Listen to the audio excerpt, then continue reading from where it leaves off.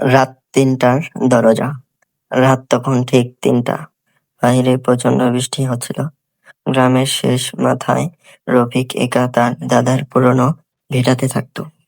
বাড়িটা অনেক পুরনো ছিল, দেয়ালে ফাটল, কাঠের দরজা, আর রাত হলে চারপাশ একদম অন্ধকার হয়ে যেত। সেদিন রাতে হঠাৎ তার ঘুম ভেঙে গেল। ঠক ঠক, কেউ দরজায় কড়া নাড়ছে। রফিক ভাবলো, এত রাতে কে আসবে। সে ধীরে ধীরে উঠে দরজার কাছে গেল। আবার শব্দ হলো ঠক ঠক। রফিক ভয় পেয়ে জিজ্ঞেস করলো, কে কে ওইখানে?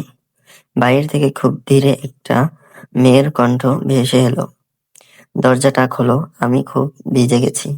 রফিক জানালার ফাঁক দিয়ে বাইরে তাকালো। সাদা কাপড় পরা একটা মেয়ে দাঁড়িয়ে আছে। তার চুলগুলো মুখের উপর পড়েছিল। বৃষ্টির মধ্যেও সে একদম নড়ছিল না। রফিকের বুক কাঁপতে লাগলো। হঠাৎ তার দাদার কথা মনে পড়ল। রাত ৩টার পরে কেউ দরজায় ডাকলে কখনো খুলবি না।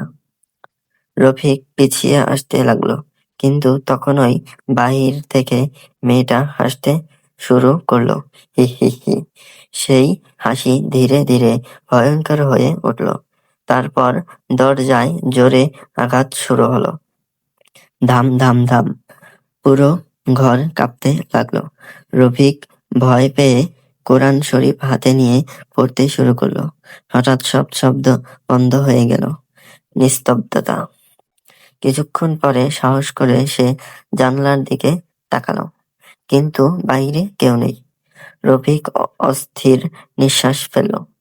ঠিক তখনই তার পেছন থেকে একটা ঠান্ডা কণ্ঠ ভেসে এলো, জানালার ফাঁকে খুঁজছো? আমি তো ঘরের ভেতরেই আছি। রফিক ধীরে ধীরে পিছনে তাকালো।